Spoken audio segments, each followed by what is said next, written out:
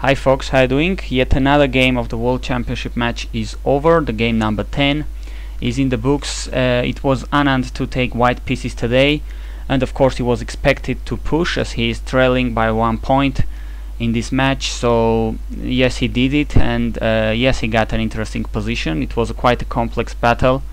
Let's see what happened. He was having white today, as I said. He plays 1d4 as always in this match. c4 and g6. We have another Grunfeld in this match as we had in the first game, and remember in that game Anand used the bishop d2 move after the capture on d5. This time he went for a main line, another more normal you would call it possibility. Knight f3, bishop g7, and he plays 5 queen b3. I think this is called the Russian system or something like that. If I'm not mistaken, it was popularized by Botvinnik among others, I think in the 50s or 60s of the 20th century. So quite an interesting system, really lots of very concrete and tactical lines here, possibilities. So it was a good sign here today for Anand. He was going for a dynamic, potentially dynamic position. The game followed the main lines here. This is what usually black does. He gives white all the center with e4 and d4, but relies on his activity, on his piece's activity and fast development to get his chances. Now the main line here, well, one of the main lines would be to play a6 and then in some order, if I'm not mistaken, b5, c5, quite leading to quite complicated and complex positions. If I'm not mistaken, there is a nice line there with a queen sacrifice for white, which is quite topical and interesting. I tried to study this some years ago, but got nowhere, of course. And well, this wasn't what Carlsen played. He plays knight a6, another main line, another very popular alternative. And I must say it was a pleasure today to watch the live stream by Guramishvili, Sopika Guramishvili and Peter Svidler, more than other days, because Svidler, I mean, he's the world's leading authority in the Grunfeld, so his knowledge here is great, and he was really it was a pleasure listening his knowledge on live stream. Bishop e2, they are going to follow the main line here. c5, d5, e6, white castles, and the pawn is exchanged on d5. So like in the let me check, that was the third game, the one Anand won. He once again has an passed pawn on the center, although this time it's not so much advanced that than that c7 pawn, but once again he gets a dynamic play with his passed pawn now on d5, and it's going to be all about this pawn in the game. If white is able to keep it in safe conditions, advance it with in favorable conditions, it will create lots of problems for Carlsen. Otherwise, if it's lost, well, black will have a very easy game. All this was almost splits out as it's the main line, and here is where Carlsen plays rook e8. It's not the most played here, as the very main line after this capture is bishop f5, and would follow something like bishop e3 with queen b6 or rook e8. Somehow similar positions maybe could arise, but Carlsen changes the move order. He plays rook e8 first, and here Anand, after thinking for a while, he plays bishop to g5. The explanation to what we're going to see, h6, bishop e3 was played, could be what Svidler pointed out during the live stream, very instructive I think. It could be this, as bishop e3 right away may fall into some kind of interesting ideas by black. I mean, if bishop f5, rook a d1, normal moves, this could be an idea for black in these kinds of positions, as I said, Svidler was pointing out during the live stream. Priceless commentary there. Rook takes e3 could be a kind of idea here, and after f takes, knight g4, and there is of course a huge pin threatened here, taking on e3, and if queen goes to f4 in this exact position, black has this bishop to h6 supported by the knight on g4.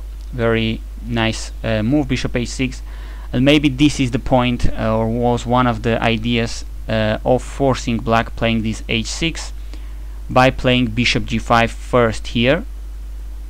Now after bishop tu3, bishop f5, rook a d1, there wouldn't be possible all this line we just saw, because at the end the h6 square isn't available for the bishop. By the way, if white just passes here, if he doesn't play rook a d1, if he just plays something like h3, black's main idea would be as it follows in the game, but much easier, as knight e4 is usually his idea. Try to exchange some pieces there. If knight takes, rook takes, queen b3, I mean the rook could go to b4 with a very active piece here, taking b3, b2 on the next move. This is what black usually gets as a counterplay in these lines. It seems very nice piece activity to counteract against this white's passed pawn.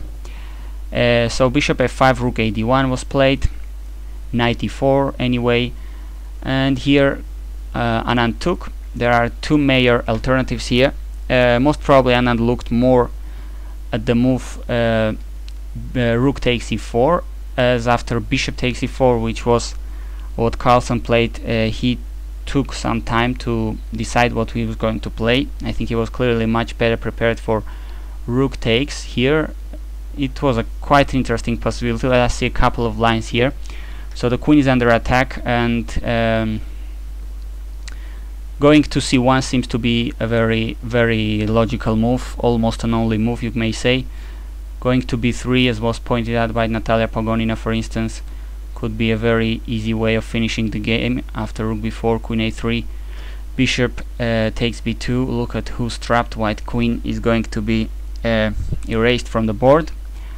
So going to c1 was probably the only move, and here black has this knight b4 idea, attacking a2, getting active with his pieces. There are a couple of possibilities here. If a3 right away, now knight c2, and there are some interesting tactics. Of course you don't want to take on c2, as this is a nasty tactics here. The bishop is protecting on f5, attacking with a discovered attack here on, against the queen. But rather, if bishop d3, knight takes, f takes, yes, the rook is attacked on e4, but black is going to sacrifice probably the exchange there. Queen takes on the d5, that important passed pawn. Bishop takes, queen takes. Even if queen takes c5, bishop takes b2 for instance, and black shouldn't be having much problems here. There is compensation for the exchange. There is a pawn so far, and black has the bishop pair active pieces, so there shouldn't be much problem for Carlsen here if this was to be played. Instead, after knight b4, there was another possibility of pushing d6, rook c8, and now if white plays a3, this is slightly different. This is interesting to see how move orders could make this kind of differences. Knight c2, if now we play bishop d3, black has the extra choice of playing knight to d4. He's attacking the knight, and there is this pin, these x-rays on the c file, as if white takes there, black is taking with the pawn, attacking queen and bishop at the same time. So some tactical possibilities for black.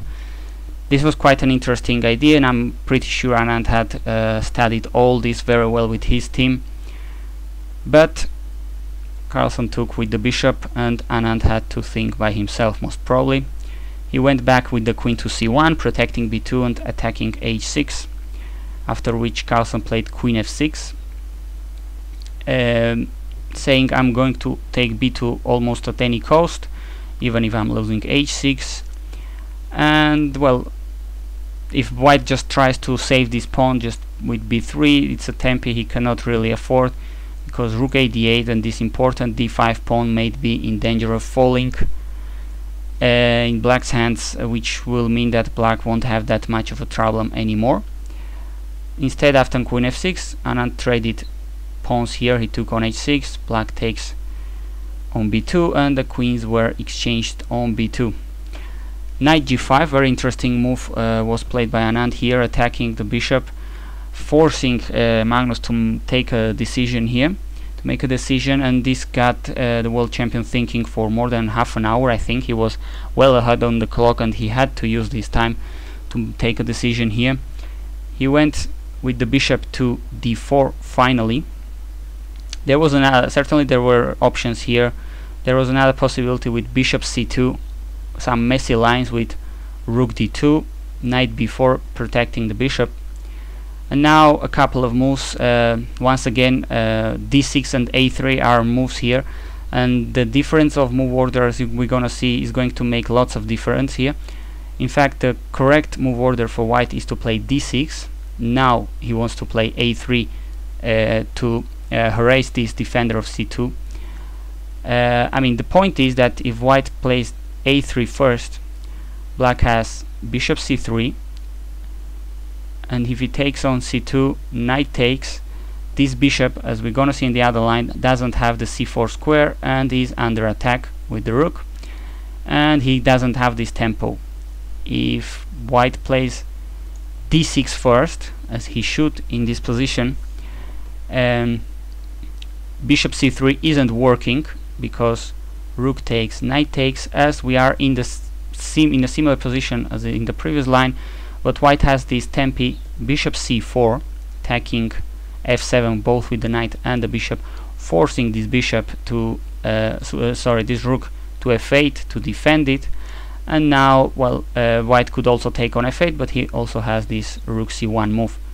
So slight move order difference makes a huge difference in the board. As you can see, this is much better for white, and in the other move order, when white plays a3 first, now black is taking on e2, protecting c2 if white wants to try the same idea.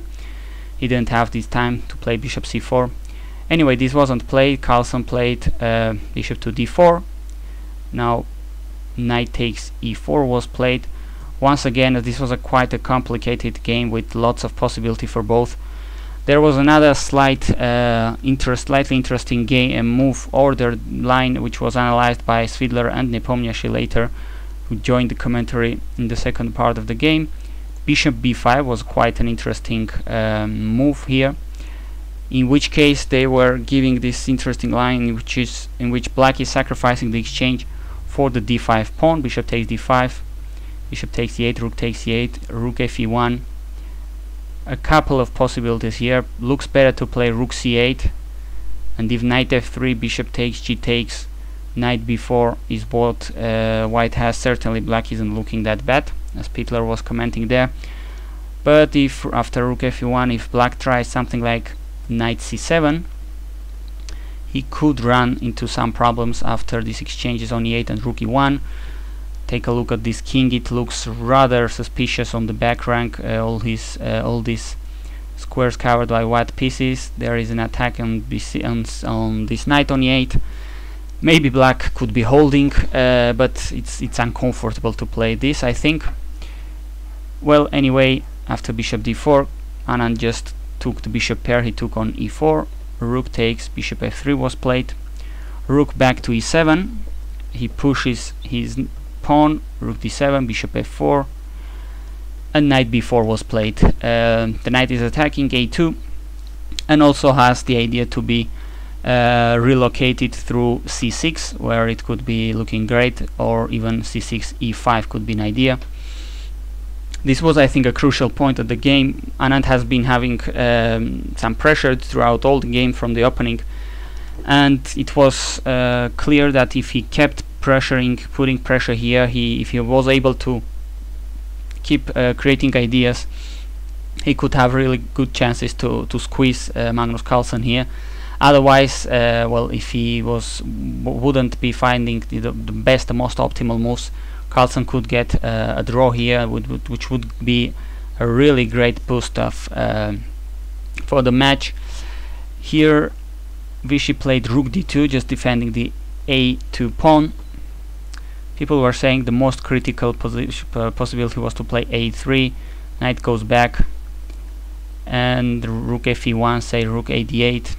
Black looks very solid in the center, everything very centralized, keeping it together. This bishop is doing a great job cutting this d file, and most probably sooner or later white will have to push his 3 against 2 on the king side, try to create a passer there and push in the king side as well. So instead rook d2 was played, but I think Carlsen said later in the press conference that he was quite relieved to see he was given this e-file for his rook. Rook e8 was played, controlling the e-file, and here I think it's almost equal here, because it seems Anand lost his chance. He plays rook c1, but after something like rook e6, h4 was played. Well, Anand understands he must try to keep going something on the king side to try to open the position a little bit more for his bishop pair, as this bishop on d4 isn't really letting him get into the center. The center is quite closed with this bishop, both these rook controlling the passer very well. So he maybe tried to go something on with h4, g4. He should try something there. Bishop e5 was played. He took there, he lost his bishop pair, and now it seems very clear that d6 is rather weak at this point. It was already very difficult to see if there was something really going on for Anand.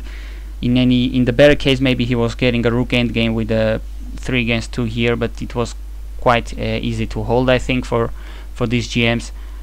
And for the disappointment of the Indian fans, he played here bishop takes b7, going for a very forced line, which was giving him nothing but a very quick draw. And this is how the game finished, unfortunately for Vishy. Rook takes d7, knight c6, white must promote, black must take, white takes with the check, and after 32 rook to d2 they signed the score sheets and agreed another draw. This was really a huge day for Anand if he was going to try to get a victory, but it seems like almost a missed chance, because he had pressure throughout all the game, and only 2 games remaining in this World Championship match. Anand will have white pieces in the last 12th game as well. Very few games remaining. Anand is running out of games. Let's see if he can catch up with Carlsen's here in Sochi. Thanks for watching.